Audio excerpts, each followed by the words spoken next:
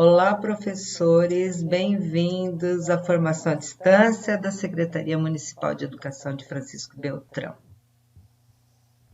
Hoje nós vamos encerrar o nosso módulo 1 de Introdução à Neurociência.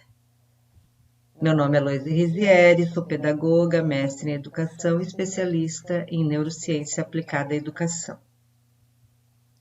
E como eu prometi para vocês, nessa última videoaula, a videoaula 6, nós vamos fazer uma pequena revisão geral do nosso curso, e aí eu vou dar uma pitada de memória operacional fonológica e consciência fonológica, que é a sequência que vai ser dada no módulo 2 pela Carmen Pereira, mas que também, para quem vai fazer o módulo 3, não deixa de ser interessante. Convido vocês todos para assistir. Então, vamos lá. Vamos fazer uma rememorização. Olha como é difícil falar isso, né? Vamos relembrar, rememorar. Porque a memória, ela é muito importante para a aprendizagem, certo? Bom, então, vamos lá. Na primeira videoaula, nós falamos sobre como o cérebro aprende, lembram? Fizemos uma pequena exposição da neuroanatomia e depois falamos um pouco sobre como o cérebro aprende. Agora a gente já sabe que o nosso cérebro precisa amadurecer. E o nosso cérebro, ele amadurece até os 19, 20 anos de idade. E que o lado direito, ele é mais maduro na infância. E que o lado esquerdo amadurece mais da adolescência para a idade adulta. Então, vejam, se nós temos o lado direito já amadurecendo na primeira, na segunda infância, nós temos habilidades aí para serem desenvolvidas, a criatividade, a intuição, a abstração, o lado artístico. Lembram que nós temos um documento da educação infantil chamado Campos de Experiência? Então, os campos de experiências, o que eles trabalham? Eles trabalham o brincar, o lúdico, né? Por que esse conteúdo é trabalhado ali na pequena infância? Justamente porque esse hemisfério cerebral do lado direito, ele está preparado para receber tudo o que tem relação com a criatividade, com a alegria, com o prazer, com a satisfação. E depois, quando a criança começa a se tornar adolescente e para a fase adulta, ela vai desenvolvendo outras habilidades do lado esquerdo do cérebro, que tem relação com a racionalidade, a capacidade de análise, de raciocínio, do lógico, da organização. Então, se nós sabemos quais partes do cérebro amadurecem primeiro, podemos dar ênfase nessas atividades para que ele possa ser mais produtivo. Muito bem. Depois, na segunda videoaula, nós falamos sobre a importância das emoções na vida da criança, na construção e na consolidação das memórias, tanto para o bem quanto para o mal, e o que acontece no cérebro de uma criança quando ela está com medo e o que pode acontecer no cérebro de uma criança quando ela brinca. Lembram da dose? Então, nós temos aí, a serotonina, ela reduz a ansiedade e regula os estados de ânimo. Quando a criança brinca, acontece uma redução da tensão neuronal, uma sensação de calma, bem-estar e felicidade. Vocês já viram uma criança chorando quando está brincando? Ela pode se machucar enquanto brinca, e aí ela chora. Mas brincando, uma criança não está chorando, sentindo dor. É um perfeito estado para a criatividade. Lembra que eu falei do lado que precisa ser desenvolvido na criança pequena? Então, porque ele está pronto para isso. Dopamina ativa o sistema de recompensa, motivação e prazer. Lá no sistema dopaminérgico, lembram? Lá no córtex, nós temos lá a amígdala. Lembram do sistema límbico? Então. E a acetilcolina favorece os estados de atenção, memória e aprendizagem. Por outro lado, quando a criança está com medo, ela vai ficar em estado de alerta, porque a adrenalina e o cortisol vão estar predominando. Então, eu disse e repito, criança com medo não aprende. Cortisol leva a criança no estado de estresse, angústia, medo, pavor. Cabe sempre uma reflexão que a gente precisa fazer, né? Sobre como vamos estabelecer um relacionamento afetivo com as nossas crianças. Professores, a nossa vida não é fácil, nós sabemos muito bem. Agora, um exercício. Quando a gente estiver muito nervoso, respirem. Soltem o ar. A oxigenação cerebral diminui a produção de cortisol e adrenalina. Os estados de calma vão prevalecer e nós podemos continuar fazendo o nosso trabalho. Na nossa terceira videoaula, nós falamos sobre sono, memória e aprendizagem, lembram? Nós falamos da construção das memórias, né? Memória sensorial, memória de curto prazo, memória de longo prazo, que são as consolidações das circuitarias que vão nos levar ao aprendizado. E a consolidação das memórias vai depender do quê? Do sono. Então, não se esqueçam de novo. As crianças precisam dormir. Os adolescentes precisam dormir muito. Sabiam que eles estão na explosão hormonal e que o corpo trabalha muito? Por isso que o adolescente gosta de dormir? E nós também precisamos dormir. Existem fases do sono que precisam ser preservadas. Lembram que eu falei que você pode morrer por ficar sem dormir do que morrer de fome antes? Então, o sono é muito sério. Nós temos que levar isso muito a sério. E depois, na nossa quarta videoaula, eu falei sobre funções executivas. Lembram que eu falei sobre como é que a gente ajuda a criança a desenvolver o controle inibitório, a flexibilidade cognitiva e a memória operacional? Lembram? Flexibilidade cognitiva. Aprender a olhar para uma situação de várias outras formas, tentar resolver problemas de maneiras diferentes. Controle inibitório, aprender a controlar-se, aprender a não agir por impulso. Existem muitos jogos que ajudam as crianças a desenvolver as funções executivas. Porque o desenvolvimento das funções executivas auxilia a criança no relacionamento social. Lembram que eu disse? Nós não estamos sozinhos no mundo. Nós não podemos fazer o que queremos na hora que queremos. Por que as crianças não têm limites? Primeiro porque os pais esticam, né, os limites. E também porque não são desenvolvidas essas funções executivas. Agora, uma coisa é a criança aprender a se dominar. Lembram da autonomia? Do autocontrole, da autorregulação. E outra coisa é a criança ser obediente. Não estou dizendo que a criança deve desrespeitar os colegas e os adultos. os professores e a família. Estou dizendo que a criança precisa aprender a controlar-se, mas não por obediência, e sim por respeito. E eu falei para vocês sobre o desenvolvimento sensorial na quinta videoaula.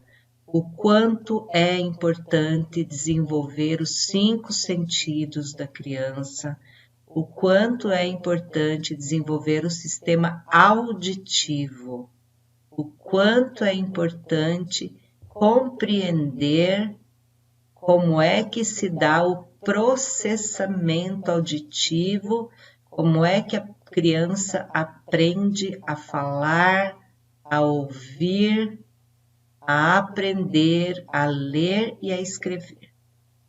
E agora eu vou trazer para vocês um pouquinho sobre memória operacional fonológica e consciência fonológica. É só uma passagem rápida, porque é um assunto que vai ser tratado no módulo 2.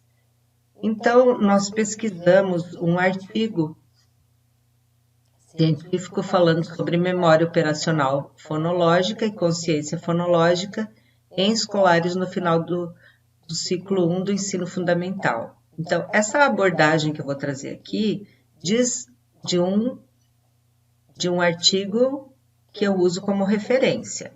Então, lá na parte teórica, o artigo diz que a memória operacional fonológica ela é compreendida como um sistema que retém e manipula informações e que podem ser mantidas por repetição ou pela transferência para a memória de longo prazo.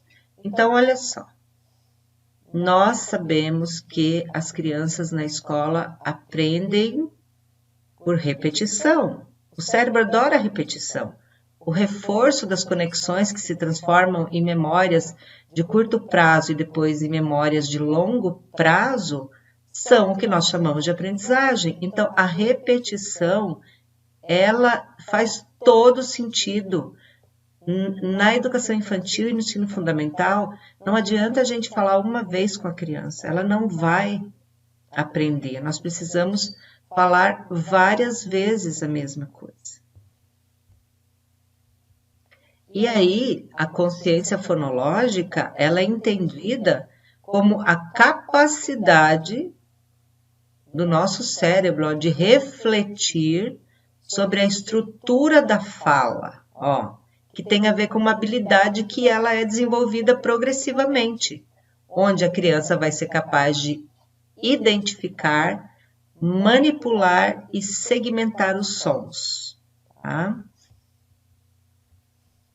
E para que aconteça o desenvolvimento da memória operacional fonológica e da consciência fonológica, existem alguns sistemas que ajudam a arquivar e a manipular essas informações. Então, a gente vai ver 3 exemplos aqui que são bem legais, porque para desenvolver a memória operacional fonológica e a consciência fonológica, a gente tem que trabalhar tudo aquilo que a gente já falou agora, que é o sistema sensorial, o sistema fonológico e também as funções executivas. Olha só que interessante. Vocês conhecem esse jogo? Na escola tem esse jogo. Vocês têm ideia o quanto isso ajuda a criança a desenvolver a capacidade visioespacial? Sim, são 7 formas geométricas que fazem coisas incríveis. E o desenvolvimento espacial, ele é muito pouco trabalhado na escola. O visual é muito trabalhado, mas o visoespacial não é. Então, para o desenvolvimento da memória operacional fonológica, da consciência fonológica, nós também podemos trabalhar o sistema sensorial e o visoespacial. É claro que também nós vamos trabalhar todas as questões voltadas para os sons das palavras, né? Palavras que começam com o mesmo som, palavras que terminam com o mesmo som, palavras que rimam, palavras dentro de palavras, tudo isso vocês vão ver no curso da Carmen Pereira. Mas olha que interessante esse jogo, ó. A Carmen vai dar muitas dicas para vocês, ó. Por exemplo, palavras, vamos falar palavras que terminam com o mesmo som. Folha, rolha, bolha. Mola, cola, bola. Peão, leão, balão. Ó, tijolo, rolo e bolo. Aladim, pudim, jardim. 70% do que as crianças aprendem até os 3 anos de idade é pelo ouvido. Vamos trabalhar o sistema auditivo. E lembram das funções executivas? Gente, na internet tem 1 milhão de atividades de funções executivas. Olha esse que legal. Você tem um tabuleiro com várias imagens, ó, estrela, cachorro, bola, banana, letra, A, B, sim, não, dado, peteca, relógio, cama, maçã. E aí esse jogo tem várias cartas. Então você coloca esse tabuleiro para elas, procure isso na internet. E aí você vai pegando uma carta de cada vez e vai falando para a criança. Se você gosta de maçã, marque o limão. Ó, o que ela precisa fazer? Desenvolver o controle inibitório e a flexibilidade cognitiva. Então, assim, se você gosta de maçã, marque o limão. Não é marque a maçã, é o limão. Ó, flexibilidade cognitiva e controle inibitório. E outra, muitas pessoas, a maioria das pessoas tem dificuldade de interpretar frases que têm a palavra não. Já perceberam? Ó, se você não gosta de maçã, marque a banana. Memória operacional, flexibilidade cognitiva e controle inibitório. Nós podemos trabalhar muito isso com as crianças. Então, vejam que o sistema de suporte fonológico, ele é imprescindível para a aquisição da linguagem, porque ele está relacionado com o desenvolvimento e o conhecimento de novas palavras que a criança vai aprender durante todo esse processo. Né? Então, é pela memória, né, que as palavras são ouvidas, depois são lidas, armazenadas, e aí se transformam de palavras em frases e em textos. E isso não é só leitura, alfabetização. Isso é letramento, é interpretação daquilo que se lê, né? Então, o desempenho fonológico, ele acontece desde que a criança nasce. Lembram que eu falei lá no útero da mãe a criança está ouvindo? Mas ele acontece com maior intenção aonde? Na escola. Por quê? Porque é na escola que existe um objetivo, que ele é intencional. A educação, o ensino, a aprendizagem é intencional.